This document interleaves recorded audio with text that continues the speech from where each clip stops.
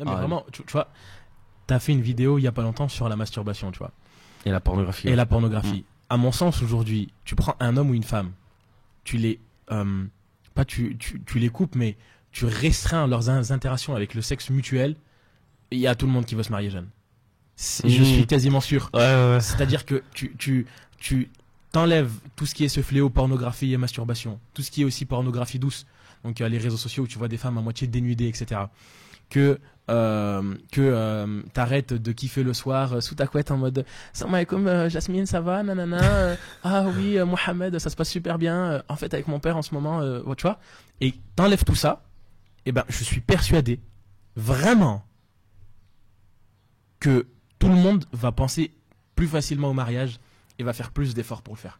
Parce que, en fait, c'est, mine de rien... Il n'y aura pas d'alternative. Voilà, c'est exactement ça. Il n'y a pas d'alternative et surtout, j'ai pas de preuves sur ce que j'avance. En tout cas, je peux pas en amener, je peux pas te dire d'aller regarder tel article, etc. Mais j'avais lu que on peut même éprouver du plaisir à discuter avec le sexe opposé. Pour les personnes qui aiment, parce qu'aujourd'hui maintenant, qu'Allah nous en préserve. Mais on éprouve même du plaisir à discuter avec le sexe opposé. Et donc en fait, ce qu'il faut regarder, c'est pas le fait que tu dises oui mais non mais c'est que comme mon frère. Non, c'est à quel point tu es attaché à lui pour te dire que là tu arrêtes de discuter avec lui. Si tu n'arrives pas à arrêter de discuter avec lui, c'est que tu es attaché à cette personne-là.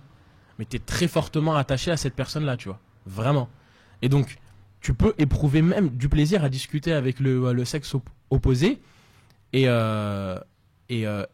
vraiment, genre, tu coupes tout ça, tout le monde va se diriger automatiquement vers le mariage. Ou toutes les personnes de confession musulmane. Mais tu sais, j'ai une anecdote, c'était, j'étais avec des frères. Et en gros, on parlait du mariage, tu vois. Et moi, je leur disais, les frères, mariez-vous, tu vois. Ouais. Mariez-vous. Parce qu'ils sont dans la même situation que moi. Donc, il n'y a pas l'excuse de ouais, non, mais l'argent, bref. Les frères, mariez-vous.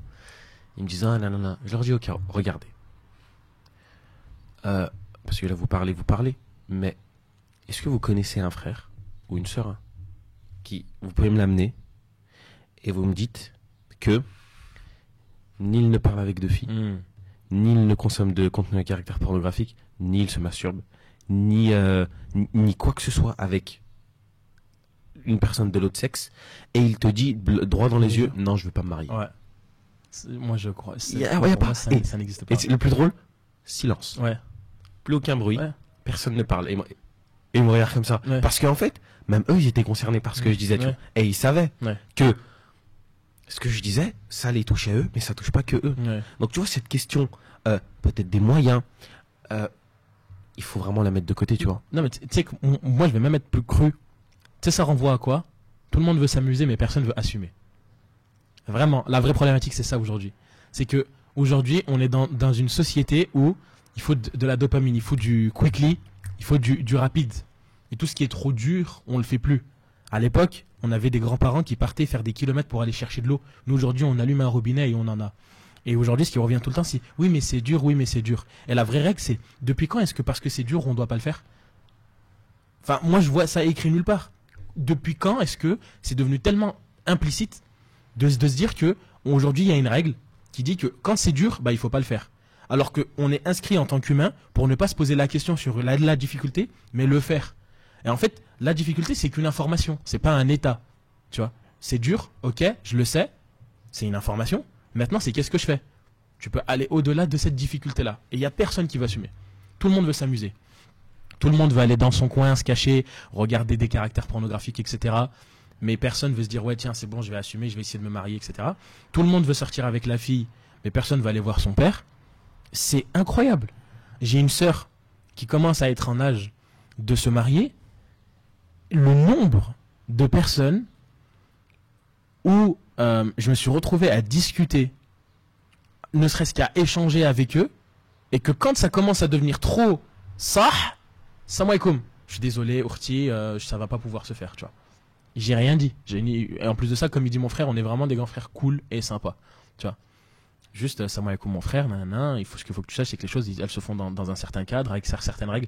Mais quand tu mets face à cette responsabilité-là, il n'y a plus personne. Ça me choque aujourd'hui, voir que plus personne ne veut assumer cette responsabilité ou au retard de l'échéance. Et en fait, c'est comme si, je sais pas comment dire. Ouais, voilà, j'ai une métaphore, elle est vraiment parlante. T'as vu une opération, tu la retardes, mais tôt ou tard, tu vas devoir la faire. Donc au final, c'est ton bien-être personnel et ton état physique et l'état de ta maladie que tu es en train de mettre en cause. C'est parce que tu as peur de l'opération, tu vois, que tu dis non, mais je vais la faire plus tard.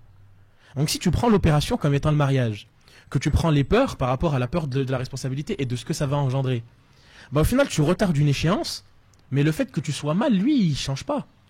Parce que c'est un soulagement, wallahi, vraiment, que ce soit pour la sœur ou pour le frère, que de rentrer chez soi et de trouver une personne avec qui tu peux discuter sans te soucier de plus de rien, avec qui tu peux échanger sans te soucier de plus de rien, avec qui tu peux avoir des relations charnelles et intimes sans te soucier de plus de rien, et que derrière, en fait, tu as juste à assumer. En vrai, aujourd'hui, on a des couples où le garçon, il est musulman, la fille, elle est musulmane, les parents sont musulmans, ils pratiquent, ils vont à la mosquée, ils font le ramadan ensemble. Franchement, je fais un constat, hein. Si je juge, qu'Allah me pardonne. Mais je fais vraiment un constat. Ils font le ramadan ensemble, ils vivent ensemble, mais ils sont pas mariés. Ils vont voir leurs parents, ou alors ils veulent pas. Et personne ne veut les marier. Et ça va très bien. Donc ils vivent ensemble. Ils ont toutes les problématiques liées au mariage, ou plus ou moins. Ils ont des loyers, ils ont des factures à payer, mais ils sont pas mariés. On va où? Comment ça, ils sont pas mariés? Ils sont pas mariés. Ils vivent ensemble, ils sont en couple, mais ils sont pas mariés. Et des musulmans? Il y a des musulmans. En gros, ils font comme les non-musulmans. Comme les non-musulmans. Genre, nous on vit ensemble, mais on se marie pas. Exactement. Et les parents, ils veulent pas qu'ils se marient parce que t'as pas encore assez de moyens. Qu'est-ce qu'ils vont dire les voisins si jamais il y a pas 100 tables. Tu vois, c'est on va où? En fait, c'est que quand tu mets tous ces algorithmes là, tu te dis mais oh, je dis pas qu'il faut retourner à l'époque où le papa il vient voir le père de la fille avec son fils et qui dit ouais j'ai envie de marier ta fille, tiens 2 chèvres et c'est bon, tu vois. Non, c'est pas ce que je suis en train de dire. Mais il y a une différence. Même si peut-être que ce serait la solution. Ouais, peut-être que ce serait une solution, tu vois. Mais il y a une différence entre ces deux états.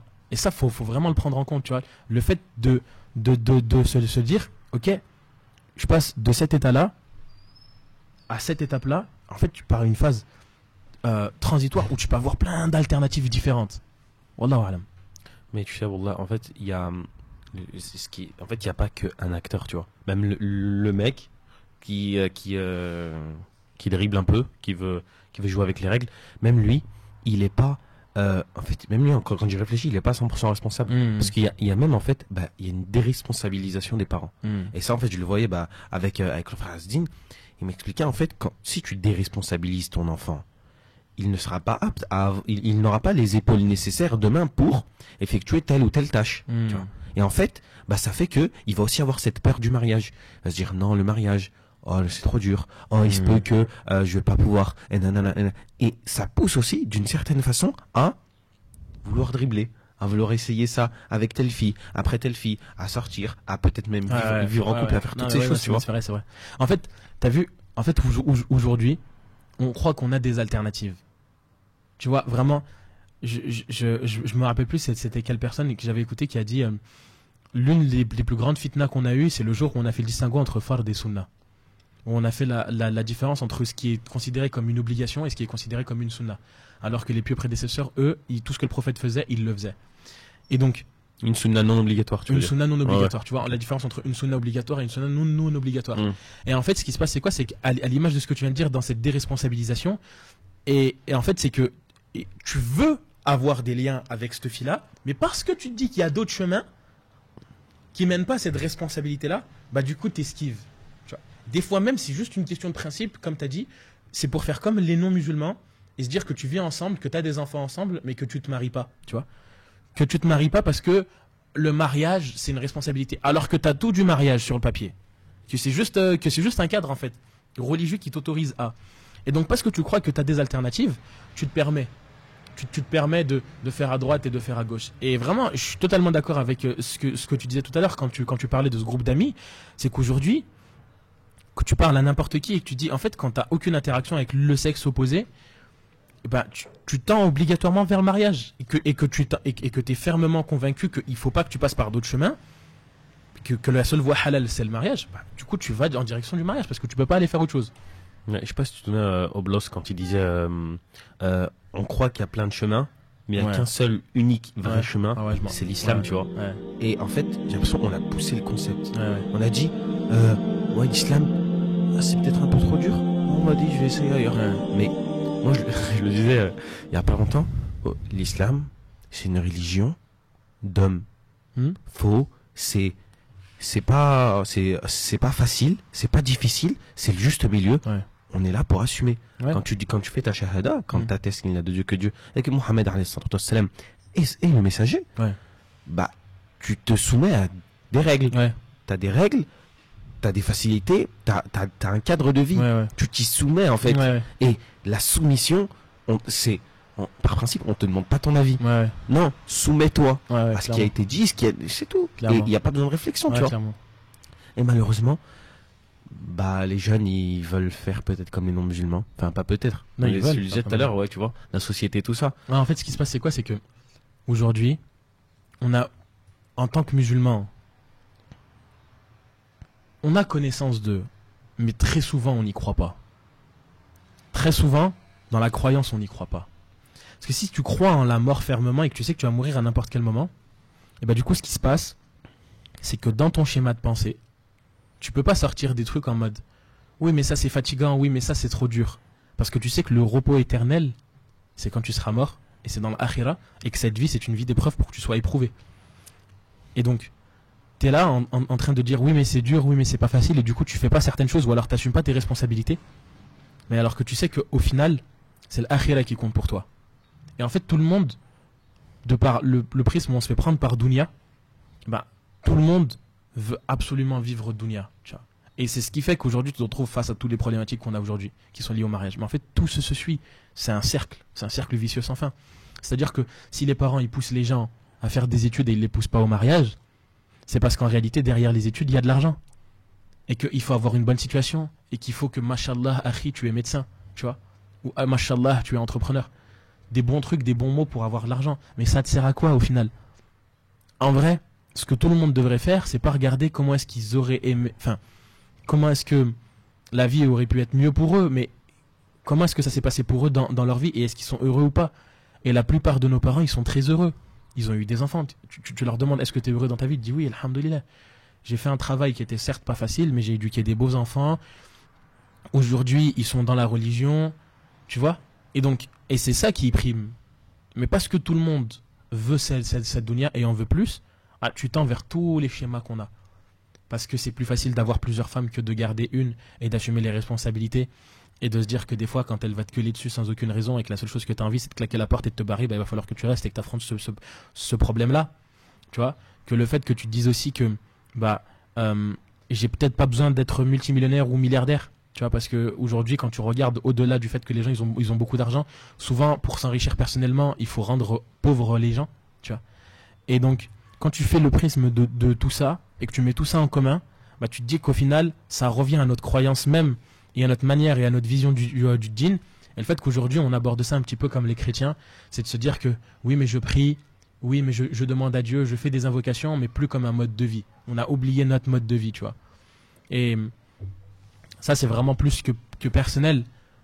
Je me dis, il y a du bon au fait que nos parents ils soient venus parce qu'aujourd'hui, alhamdoulilah, on a de magnifiques cadres de vie, on a des opportunités en face de nous.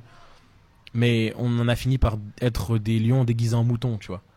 Et mine de rien, la culture d'un pays, l'environnement d'un pays, eh ben, c'est ce qui met un certain cadre. Et donc, quand tu as des pays musulmans, j'ai une anecdote qui est parlante. J'ai un ami à moi qui s'appelle Bilal qui m'a dit Younes, tu sais, quand je suis parti à Mecca et à Médine pendant genre 2 mois et qu'il est revenu, le fait que de voir des cheveux de femme, pour lui, c'était traumatisant, choquant. Il est parti 2 mois.